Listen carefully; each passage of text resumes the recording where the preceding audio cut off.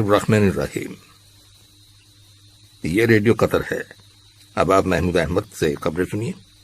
ابتدا میں پیش خدمت ہیں اہم خبروں کی سرخیاں۔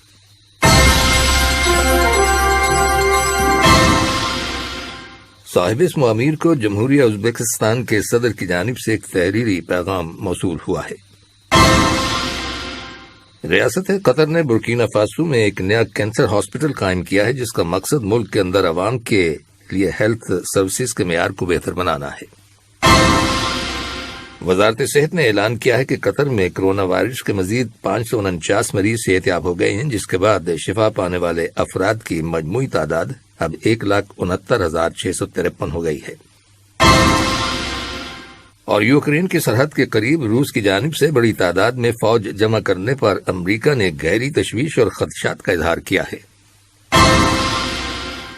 یہ تھیں اہم خبروں کی سرخیاں، اور اب سے چند لمحوں بعد تفصیل سے خبریں نشر کی جائیں گی۔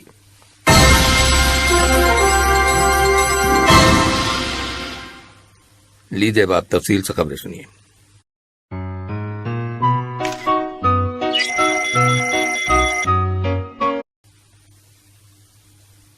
صاحب اسم امیر شیخ تمیم بن حمد آل ثانی کو جمہوریہ ازبکستان کے صدر شوکت میردیائیف کی جانب سے ایک تحریری پیغام موصول ہوا ہے، جس کا تعلق دو طرفہ تعلقات اور انہیں فروغ دینے کے وسائل سے ہے۔ آج صبح دیوان امیری میں صاحب اسم امیر شیخ تمیم بن حمد آل ثانی سے جمہوریہ ازبکستان کے وزیر خارجہ عبدالعزیز کاملوف اور ان کے ہمراہ آئے ہوئے وفد کے ممبران نے ملاقات کی اور انہیں اپنے ملک کے صدر کا مذکورہ پیغام پہنچایا۔ ملاقات میں دو طرفہ تعلقات اور باہمی دلچسپی کے امور زیر بحث آئے۔ قطر کی ہلال احمر سوسائٹی نے سوڈان کی ہلال احمر سوسائٹی کے ساتھ ایک پروجیکٹ کے سمجھوتے پر دستخط کیے ہیں، جس کے تحت قطر کی ہلال احمر سوسائٹی کی جانب سے سوڈان کے برادر عوام کی ایمبولینس سروسز کی فراہمی کے معاملے میں مدد کی جائے گی۔ اس کے علاوہ کچھ دیگر نئی سروسز بھی شروع کی جائیں گی۔ مذکورہ سمجھوتے میں قطر کی ہلال احمر سوسائٹی، سوڈان کی ہلال احمر سوسائٹی اور انٹرنیشنل ریڈ کراس اور ہلال احمر سوسائٹیوں کی بین الاقوامی یونین شامل ہیں۔ اس منصوبے کے تحت سوڈان کی ہلال احمر سوسائٹی کو کووڈ-19 کی روک تھام میں مدد دینے کے لیے ایمبولینس وہیکلز مہیا کی جائیں گی۔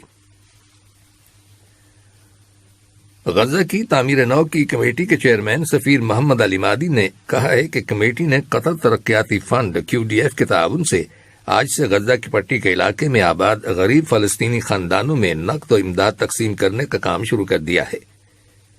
سفیر علی مادی نے کہا کہ غزہ کی پٹی کے تمام ڈسٹرکٹس میں رہنے والے 1,00,000 خاندانوں میں ہر ایک فیملی کو $100 کی نقد امداد دی جائے گی۔ ریاست قطر نے برکینا فاسو میں ایک نیا کینسر ہاسپٹل قائم کیا ہے، جس کا مقصد ملک کے اندر عوام کے لیے ہیلتھ سروسز کے معیار کو بہتر بنانا ہے۔ دارالحکومت اوگاڈوگو میں اس کینسر ہاسپٹل کا افتتاح قطری وفد نے کیا، جس کی قیادت وزیر مملکت شیخ حمد بن ناصر بن جاسم آل ثانی کر رہے تھے۔ ہاسپٹل کی افتتاحی تقریب میں برکینا فاسو کے صدر راک مارک کرسٹیان کبورے نے بھی شرکت کی۔ اس کینسر ہاسپٹل کے لیے قطر فنڈ برائے ترقی QFD نے مالی مدد فراہم کی ہے، اور اس کا مقصد برکینا فاسو کے فائنینشل برڈن کو کم کرنا اور اس کے ہیلتھ کیئر سیکٹر کو بہتر بنانا ہے۔ قطر چیمبر کی جانب سے جاری کیے گئے مارچ 2020 کے نیوز لیٹر کے مطابق رواں سال جنوری کے مہینے میں 21.3 بلین قطری ریال کی اشیاء برآمد کی گئیں۔ ان میں مقامی اشیاء اور بیرون ملک سے آئی ہوئی اشیاء کی ری ایکسپورٹ شامل ہے۔ نیوز لیٹر کے مطابق ان برآمدات میں گزشتہ سال دسمبر میں کی گئی برآمدات کے مقابلے میں 24.6% اضافہ ہوا ہے۔ دسمبر سن 2020 کی برآمدات کی مجموعی رقم 17.7 بلین قطری ریال تھی۔ نیوز لیٹر میں یہ بھی کہا گیا ہے کہ جنوری کے مہینے میں چین قطر کا سب سے بڑا تجارتی پارٹنر رہا، اور دونوں ملکوں کے درمیان تقریباً 5.7 بلین قطری ریال کا تجارتی لین دین ہوا۔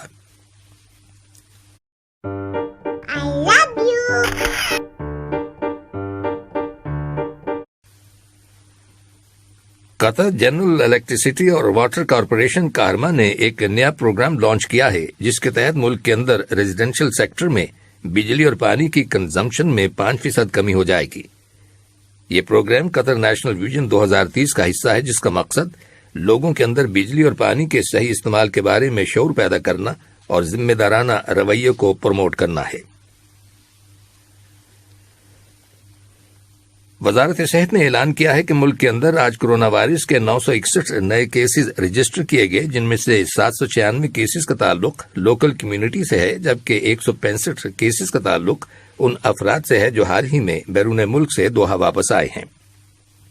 وزارت صحت نے کرونا وائرس کے 2 مریضوں کے انتقال کر جانے کی بھی تصدیق کی ہے۔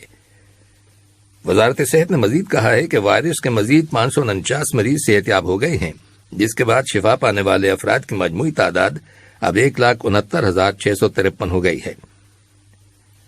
دریں اثنا وزارت داخلہ کی سرپرستی میں قائم کیا گیا کوارنٹین سیل دیگر کئی اتھارٹیز کے ساتھ مل کر ملک کے اندر کرونا وائرس پر قابو پانے کے لیے قابل قدر کوششیں جاری رکھے ہوئے ہے۔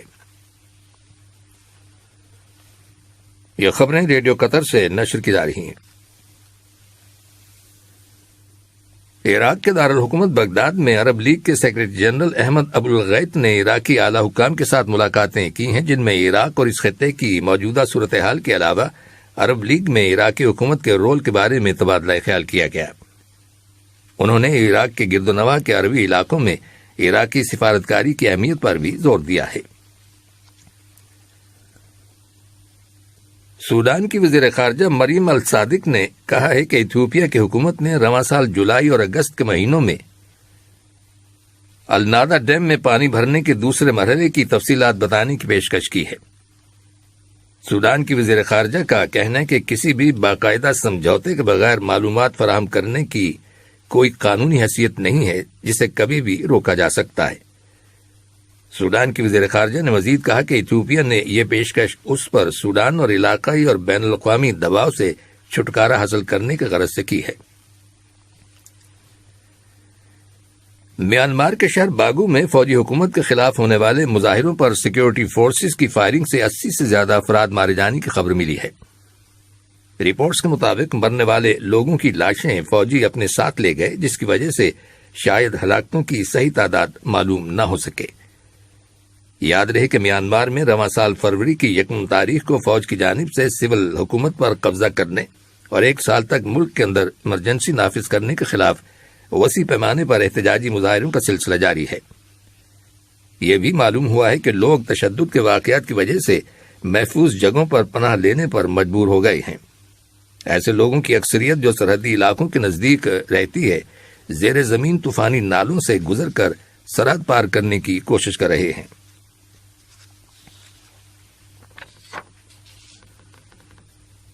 یوکرین کی سرحد کے قریب روس کی جانب سے بڑی تعداد میں فوج جمع کرنے پر امریکہ نے گہری تشویش اور خدشات کا اظہار کیا ہے۔ واشنگٹن نے روسی افواج کی تعداد اور تفصیلات بتانے سے گریز کیا، مگر اس نے ماسکو کے ان اقدامات کو اشتعال انگیز اور اس خطے کے امن کے لیے خطرہ قرار دیا ہے۔ ادھر روس کا کہنا ہے کہ یہ فوجیں محض مشقیں کرنے کے ارادے سے یوکرین کی سرحد کے نزدیک جمع کی گئی ہیں۔ یاد رہے کہ اس ہفتے کے شروع میں یوکرین کے صدر ولادیمیر زیلینسکی نے معاہدہ شمالی اوقیانوس کی تنظیم نیٹو سے کہا تھا کہ وہ یوکرین کو اس میں شامل کر لے تاکہ روس پر ڈونباس کے علاقے میں لڑائی ختم کرنے کے لیے دباؤ ڈالا جا سکے۔ بقول یوکرین کے اس علاقے میں روس کے حمایت یافتہ علیحدگی پسند گروپ سن 2014 سے یوکرین کی افواج کے ساتھ لڑائی جاری رکھے ہوئے ہیں۔ So I see Elevate almost like mental exercises. It's like taking your brain to the gym. اور انڈونیشیا کے جزیرے جاوا کے مشرقی علاقے میں 6 ریکٹر پیمانے پر جو زلزلہ آیا تھا اس میں 7 افراد ہلاک اور متعدد زخمی ہو جانے کی اطلاع ملی ہے۔ زلزلے کی وجہ سے سینکڑوں کی تعداد میں مکانات، اسکولوں اور سرکاری عمارتوں اور مساجد کو نقصان پہنچا ہے۔ واضح رہے کہ انڈونیشیا میں زلزلے آنا اور آتش فشاں کے پھٹنے کے واقعات رونما ہوتے رہتے ہیں۔ آخر میں اہم خبروں کی سرخیاں ایک بار پھر سن لیجیے۔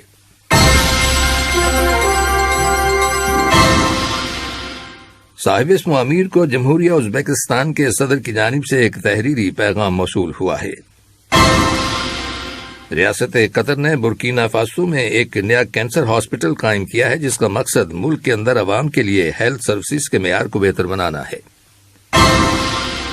وزارت صحت نے اعلان کیا ہے کہ قطر میں کرونا وائرس کے مزید 549 مریض صحت یاب ہو گئے ہیں، جس کے بعد شفا پانے والے افراد کی مجموعی تعداد اب 1,69,653 ہو گئی ہے۔ اور یوکرین کی سرحد کے قریب روس کی جانب سے بڑی تعداد میں فوج جمع کرنے پر امریکہ نے گہری تشویش اور خدشات کا اظہار کیا ہے۔